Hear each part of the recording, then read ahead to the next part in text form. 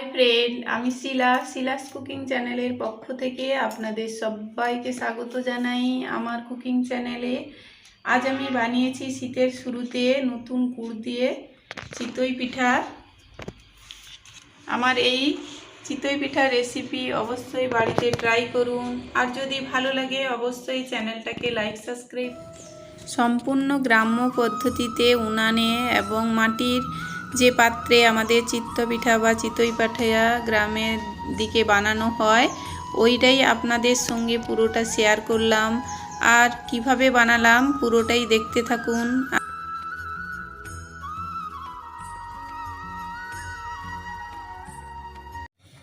আজ আমি চিতই পিঠা বানাবো, বা আমাদের গ্রামের যে পিঠা বলে ওটাই বানাবো আজকে। তার জন্য আমি নিয়েছি চালের গুঁড়ি আর লবণ আর জল। প্রথমে আমি চালের গুঁড়িটা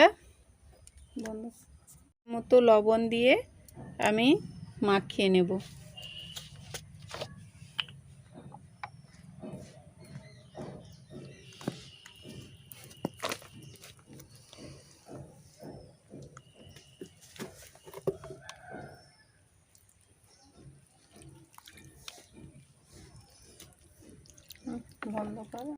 এরকম মাখিয়ে নিতে হবে প্রথমে, তারপরে যে যেমন যতটা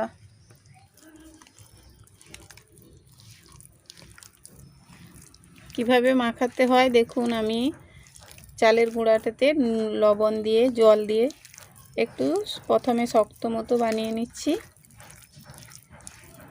তারপরে ভালো করে ফেটিয়ে নিতে হবে যাতে ব্যাটারটা ফ্লপি হয় একটু, তাহলে পিঠাটা ফুলবে ভালো।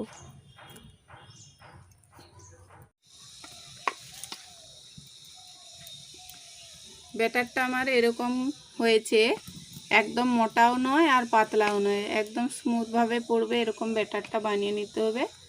এখন এক হাতা আমি দিয়ে দিলাম, দিয়ে ঢাকা দিয়ে একটা কানিকে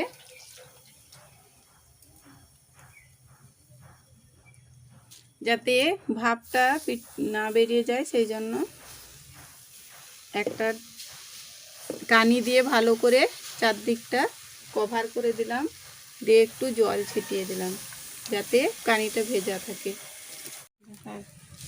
এরকম জোর জাল দিয়ে পিঠাটা বানাতে হয়, কারণ কাঁচা গুঁড়ি দিয়ে যখনই ব্যাটারটা বানানো হয়, তাই পিঠাটা একটু হাই আঁচ বা ফুল আঁচে আমাদের পিঠাটা বানাতে হয়। তাই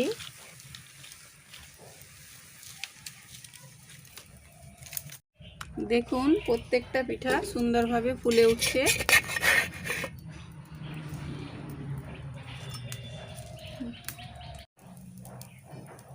এই পিঠাটা অবশ্যই বাড়িতে এই শীতে বানিয়ে খেতে পারেন। ব্যাটারটা গুলে এক হাতা করে, এটা হচ্ছে চিতই পিঠা করা আমাদের এদিকের হাঁড়ি। তারপর দিয়ে এরকম ব্যাটারটা দিয়ে ঢাকা দিয়ে দিতে হবে, ঢাকা দিয়ে একটা কানি দিয়ে পুরো যাতে এটা না বেরিয়ে যায় ভাপটা, তার জন্য একটা কানি দিয়ে আমরা চারদিকটা ঢাকা দিয়ে দিলাম।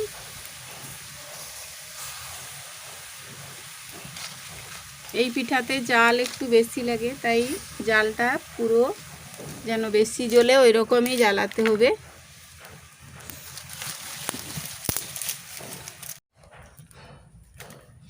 এখন আমি পিঠাটা দেখাচ্ছি, দেখুন পিঠাটা ফুলে উঠেছে।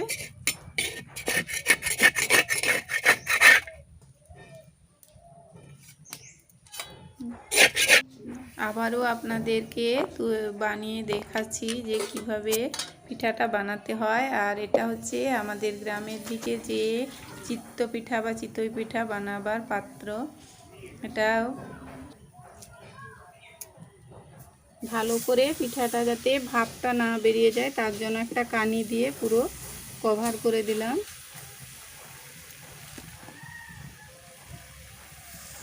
আপনারা চাইলে একটু জল ছড়িয়ে দিতে পারবেন, যেহেতু হাই আঁচে পিঠাটা হয় তাই একটু জল ছড়িয়ে দিলাম ওপর থেকে যাতে ভালোভাবে ফুলে পিঠাটা।